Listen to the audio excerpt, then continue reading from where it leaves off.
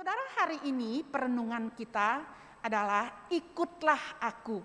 Ini sebuah kalimat yang diucapkan oleh Tuhan Yesus khusus kepada Petrus, murid yang sangat menonjol di dalam kehidupannya. Di dalam pelayanan waktu dia ikut Tuhan, Petrus adalah murid yang sangat menonjol, paling berani, paling cepat berespon dan sebagainya. Saudara, kita melihat sedikit perjalanan kehidupan Petrus. Kata ikutlah aku itu mengandung sebuah panggilan. Ikutlah aku. Di dalam panggilan itu berisi sebuah tujuan hidup yang harus Petrus mengerti, yang pagi ini saya dan saudara harus mengerti. Ikutlah aku. Sebuah kalimat memanggil Petrus, memanggil saya dan saudara. Di dalam panggilan itu terkandung sebuah tujuan yang perlu saya dan saudara mengerti. Saudara, ketika Tuhan Yesus mengatakan ikutlah aku, pertama terjadi itu ketika Tuhan Yesus memanggil Petrus waktu dia menjala ikan. Ikutlah aku. Kamu seorang penjala ikan, saya akan jadikan kamu bukan penjala ikan lagi, tetapi penjala manusia. Nah, sebelum Tuhan Yesus mati di atas kayu salib, Tuhan Yesus pernah menceritakan bagaimana hal yang akan terjadi di depan. Dia akan ditangkap, dia akan dianiaya, dia harus mati dan sebagainya. Petrus berkata, "Tidak Tuhan, jangan, hal itu tidak boleh terjadi," dan seterusnya. Tetapi Tuhan menutup dengan kalimat, "Kamu tidak mengerti, tetapi kamu ikutlah aku." Nah, di dalam pembacaan yang barusan kita baca, saudara-saudara, kita akan melihat beberapa hal yang terjadi di dalam kehidupan Petrus, khusus dengan murid-murid yang lain, tentang ikutlah aku. Mari saudara-saudara, kita akan melihat bersama-sama. Ini adalah gambaran pantai Danau Tiberias. Nah, saudara, di dalam bacaan yang barusan kita baca, dikatakan Yesus menampakkan diri kepada murid-murid pada saat itu. Saudara, tidak dijelaskan murid-murid ada di pantai, di danau itu. Yang saya ingin katakan, Petrus mempunyai inisiatif. Waktu Tuhan Yesus bangkit, Tuhan Yesus menampakkan diri beberapa kali. Tetapi menunggu 40 hari sebelum Tuhan Yesus naik terangkat ke surga. Kita tidak mendapat data kenapa Petrus mempunyai ide mengatakan, "Aku pergi menangkap ikan." Apakah karena dia bosan? Apakah karena dia jenuh? Apakah karena dia tidak tahu apa yang dia harus lakukan? Tidak dijelaskan, saudara. Tetapi Alkitab mencatat Petrus berkata, "Aku pergi menangkap ikan." Tetapi saudara, teman-temannya, murid-murid yang lain juga meresponi, "Aku ikut." Saudara, yang pergi hari itu, malam itu adalah mereka para nelayan. Orang-orang yang berpengalaman menangkap ikan. Tetapi Alkitab mencatat, saudara, malam itu 1 ekor pun tidak ada ikan yang mereka tangkap. Apakah secara kebetulan, saudara? Saya percaya itu di dalam kuasa Tuhan, di dalam kekuatan Tuhan. Alkitab mencatat, saudara-saudara, bahwa Yesus menampakkan diri. Di ayat ini dikatakan begini, ketika hari mulai siang, mungkin subuh, saudara, matahari sudah mulai kelihatan tetapi belum jelas. Yesus berdiri di pantai, dikatakan. Akan tetapi murid-murid itu tidak tahu bahwa itu adalah Yesus. Tidak dikenal kalau Yesus menghampiri mereka. Saudara, kalimat berikutnya, ayat berikutnya memberitahukan kepada kita bahwa Tuhan Yesus berkata-kata kepada mereka dan bertanya, "Hai anak-anak, adakah kamu mempunyai lauk pauk?" Itu pertanyaan Tuhan Yesus. Saudara, di sini kita dapat meyakini bahwa Tuhan Yesus bukan tidak tahu kegagalan mereka. Bukan tidak tahu kalau malam itu mereka betul-betul perjalanan yang tidak membawa apa-apa pulang. Bukan Tuhan Yesus tidak tahu. Tetapi inilah kalimat pertama yang diucapkan. "Hai anak-anak, apakah kamu mempunyai lauk pauk?" Jawab mereka adalah tidak ada. Nah, saudara, saya ingin mengatakan bahwa percakapan ini adalah percakapan yang datang dari Tuhan Yesus dalam bentuk bahwa Yesus peduli kepada para murid. Petrus yang diawali dengan panggilan sebagai seorang nelayan akan menjadi penjala manusia, Yesus peduli dengan keadaan mereka. Tetapi di dalam percakapan itu Tuhan Yesus memberitahukan kepada mereka, saudara-saudara, tebarkan jalamu di sebelah kanan. Tuhan Yesus tidak berkata, coba-coba tebarkan. Sekali lagi coba tebarkan, tidak, saudara. Tuhan Yesus memberi satu perintah yang jelas. Tebarkan jalamu di sebelah kanan. Saudara, di dalam bacaan yang barusan kita baca, ketika murid mengikuti perintah Tuhan, dia tebarkan jala, waktu ditarik itu berat. Ikan besar-besar sejumlah 153 ekor ikan yang besar. Yang mengherankan, saudara, jala mereka tidak koyak, tidak rusak. Nah, saudara, kita akan melihat ini adalah Yohanes. Dikatakan begini, maka murid yang dikasihi Yesus berkata kepada Petrus, dia menyebut dirinya Yohanes, saya ini murid yang paling dikasihi oleh Tuhan Yesus. Dengan maksud saya banyak sekali menerima kasih karunia dari Yesus. Dia berkata kepada kepada Petrus, saudara, di dalam percakapan ini dikasih, maka murid yang dikasihi Yesus itu berkata kepada Petrus, itu Tuhan. Saudara, itu Tuhan. Kenapa Yohanes tahu itu Tuhan? Apakah dari suaranya? Tidak. Apakah dari wajah Tuhan Yesus? Tidak dijelaskan. Tetapi kalimat berikutnya memberitahukan kepada kita ketika Petrus mendengar bahwa itu adalah Tuhan. Dia tidak pikir panjang lagi, dia mengenakan pakaiannya. Dia melompat, saudara. Dia terjun ke dalam danau itu menjumpai gurunya. Nah, saudara-saudara yang dikasih oleh Tuhan, yang menjadi pertanyaan kita pada hari ini. Mengapa Yohanes tahu itu Tuhan? Murid yang lain tidak tahu. Mengapa Yohanes paling pertama tahu itu Tuhan? Karena dia memiliki kepekaan, saudara. Punya kepekaan secara rohani. Saudara boleh ingat, kita bisa mengingat bersama-sama bagaimana kedekatan seorang Yohanes kepada Yesus. Waktu Tuhan Yesus mengadakan perjamuan terakhir sebelum dia ditangkap, saudara, Alkitab mencatat bahwa Tuhan Yesus berkata akan ada orang yang menyerahkan aku. Yohanes berkata, siapa guru? Siapa guru? Alkitab mencatat Yohanes bersandar dekat Yesus. Tidak tahu dia nyendernya bagaimana. Apakah dia bersandar tubuhnya kena menyentuh tubuh Yesus, atau dia bersandar ke dinding, tidak dijelaskan. Tetapi yang jelas dia berada dan duduk dekat Yesus. Kemudian, saudara, Alkitab mencatat waktu Yesus dimuliakan, dia salah seorang murid yang menyaksikan. Kemudian, saudara, ketika Tuhan Yesus berdoa dan bergumul di Taman Getsemani, ada 3 orang murid yang dekat dengan Tuhan Yesus, bersama-sama dengan dia dibawa oleh Tuhan Yesus. Yohanes ada di sana. Ketika Tuhan Yesus tergantung di atas kayu salib, murid laki-laki yang satu-satunya ada pada saat itu di dekat salib adalah Yohanes. Saya mau katakan, Yohanes memiliki kepekaan yang sangat-sangat tajam, tahu gurunya. Kenapa dia tahu, saudara? Saudara, Yohanes tahu itu Yesus dari cara dia melayani. Saya terus maju, saudara-saudara, ketika murid-murid sudah turun dari perahu, mereka ada di pantai, mereka duduk bersama-sama, gurunya sudah menyediakan makanan buat mereka. Yesus berkata, marilah dan sarapanlah. Yesus mengundang mereka untuk sarapan bersama-sama.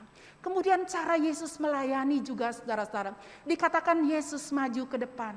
Dia mengambil roti, dia membagi-bagikan kepada muridnya, dengan ikan mereka sarapan bersama-sama. Jadi kepekaan Yohanes adalah hal yang penting yang perlu saya dan saudara mengerti. Perlu memiliki hati yang peka agar tahu kehendak Tuhan. perlu memiliki hati yang peka. Ketika kita bersalah, Tuhan memberikan kita kepekaan. Untuk apa? Kita hidup di dalam jalan dan kehendak-Nya. Nah saudara, yang menjadi pertanyaan pada pagi hari ini, apakah saudara percaya kepada Yesus? Saudara ada pada pagi hari ini di dalam ruangan gereja ini. Kalau saya tanyakan, apakah saudara percaya kepada Yesus? Jawabannya pasti iya. Saya percaya. Itu jawaban kita. Nah saudara, apanya yang saya dan saudara percaya? Itu perlu kita mengerti saudara. Kalau orang tanya, kamu pengikut Yesus? Iya. Kamu percaya Tuhan Yesus? Iya, saya percaya. Apanya? Apanya yang kita percaya? Saudara mari mengerti satu hal. Kita harus percaya, kita percaya Yesus Kristus. Karena Dia sudah datang ke dalam dunia ini. Kita percaya Yesus Kristus, Dia sudah mati untuk dosa-dosa kita. Kita percaya Yesus Kristus, Dia sudah bangkit dari kematian. Dia sudah mengalahkan maut. Yang paling penting, kita percaya Yesus Kristus, Dia sudah mencari saya orang berdosa yang seharusnya dihukum. Tetapi Dia datang ke dalam dunia ini mencari saya, mencari saudara, orang-orang berdosa. Pertanyaan yang kedua, apakah saudara sungguh-sungguh mengenal Yesus? Perlu kita jawab di dalam hati kita. Semua kita tahu presidennya kita, Bapak Jokowi. Apakah kita mengenal Dia? Belum tentu, Pak Presiden tidak tahu kita. Apalagi kita, bagaimana kita pernah berkenalan, bergaul, berbicara, tidak pernah. Dan pagi ini, saya rindu setiap kita. Tidak cukup kita percaya Yesus Kristus dan dosa kita diampuni. Setiap kita harus berjuang. Untuk apa saudara? Sungguh-sungguh mengenal Yesus. Sungguh-sungguh mengenal Yesus. Lewat apa kita mengenal Yesus saudara? Bisa lewat ibadah seperti ini. Bisa lewat saat teduh kita. Bisa lewat doa-doa kita. Kita mengalami kesulitan. Kenapa Tuhan seperti ini? Apa yang harus saya perbuat? Semakin kita mengenal Dia, semakin kita dekat dengan Dia, semakin kita hidup di dalam firman-Nya. Itu yang pertama. Mengikut Yesus. Tidak cukup kita percaya, ikutlah aku.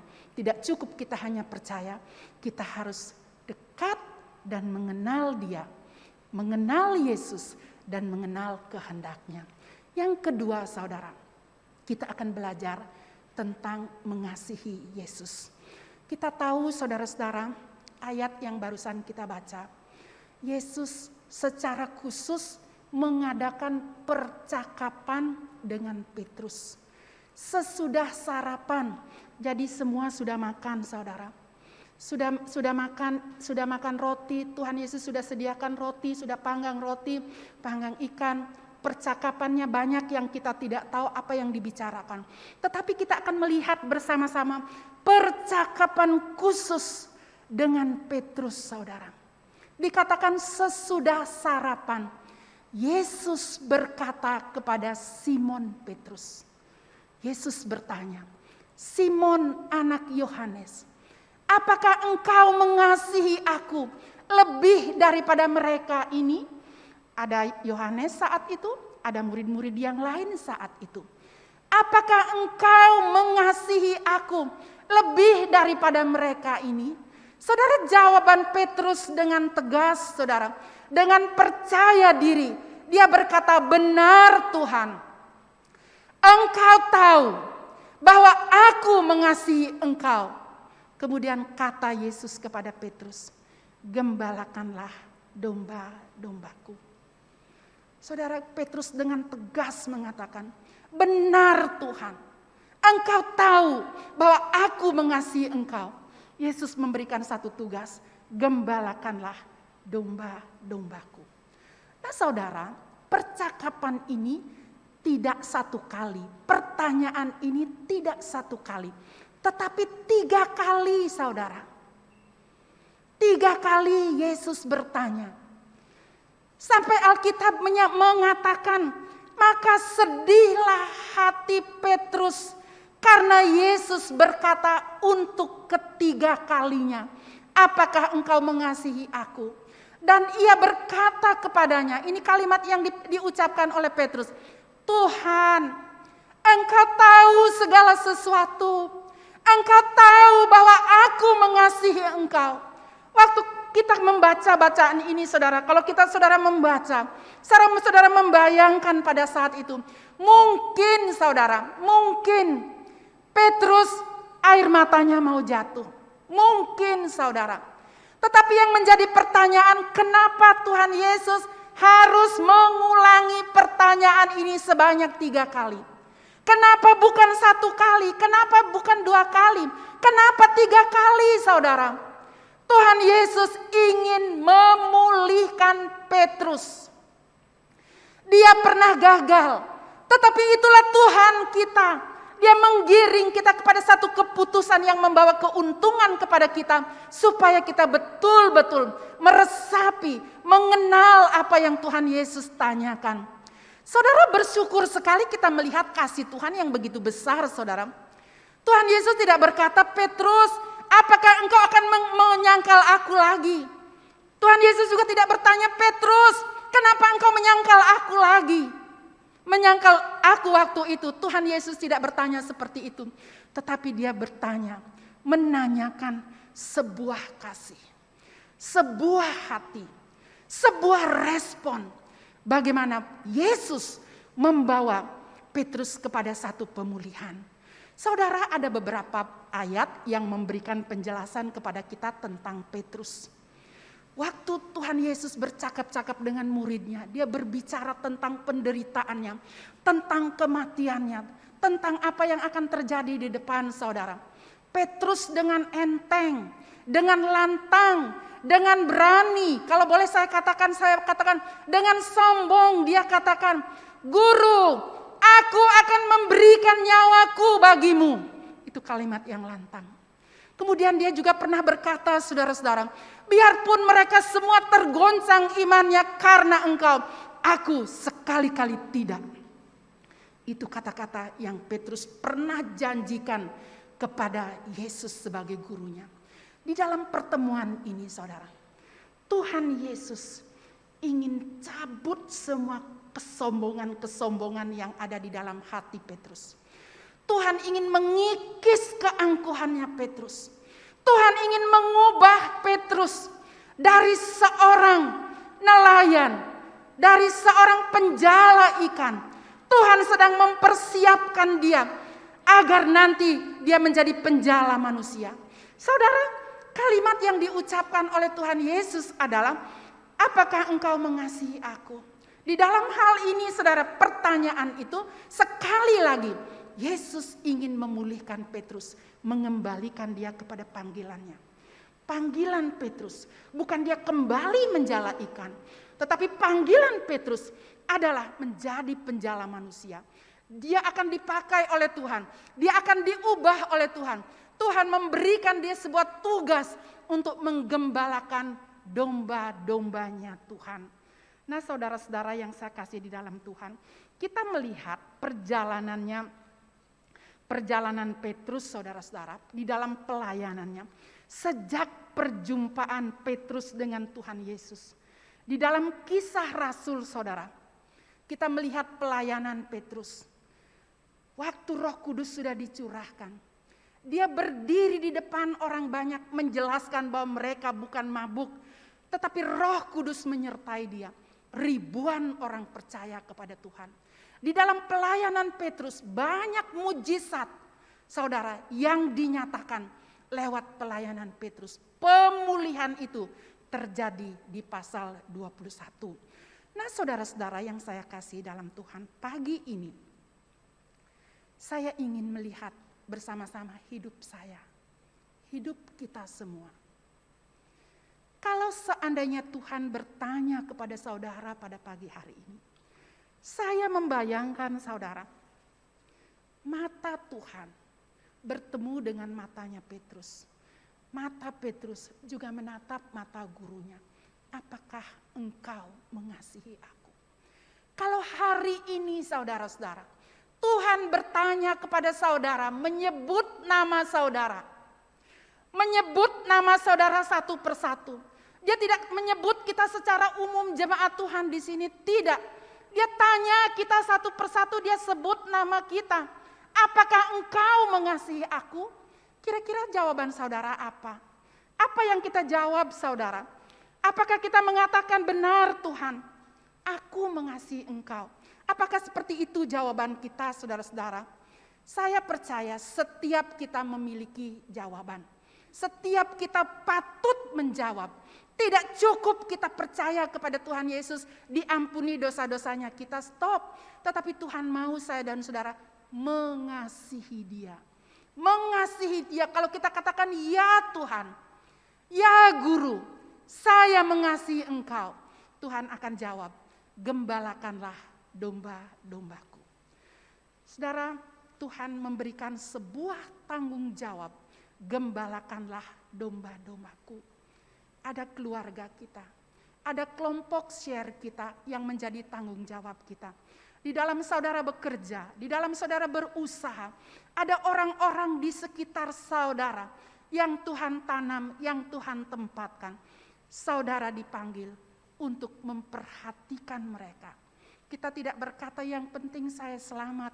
Sudah banyak urusan, banyak tanggung jawab, banyak pekerjaan.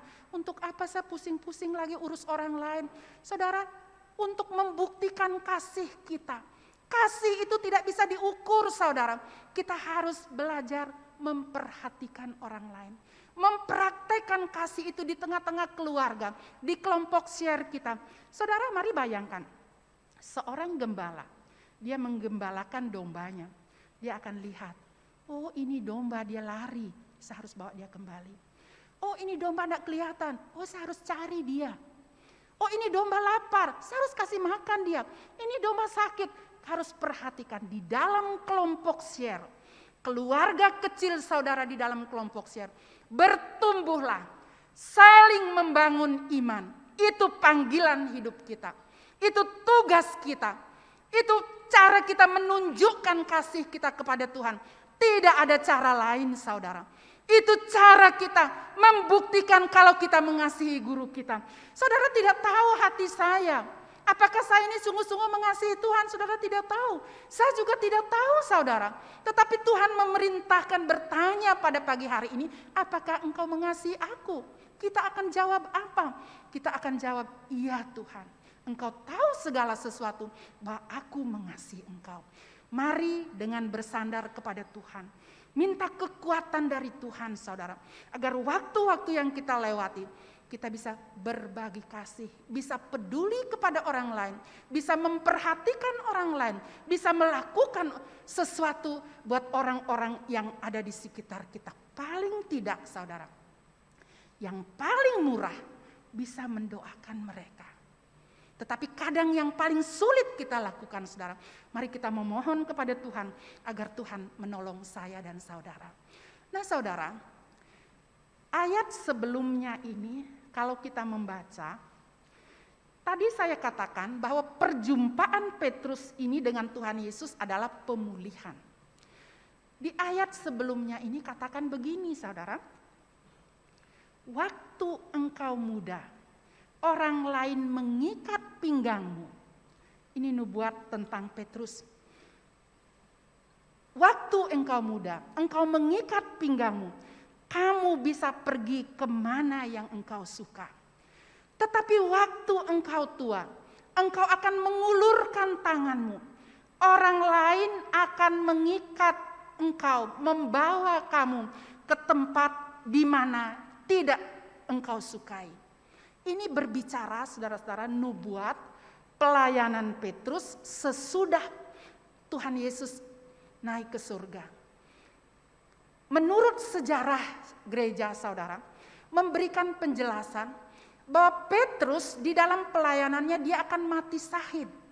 Dia akan mati terbunuh. Dia akan disalibkan. Dia berkata saudara seperti ini, guruku disalib, Yesus disalib, kepalanya di atas. Saya tidak layak seperti itu, biarkan saya disalib, kepalaku di bawah.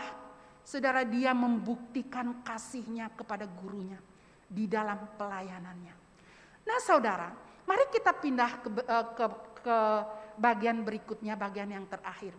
Ketika kalimat tema kita, ikutlah aku.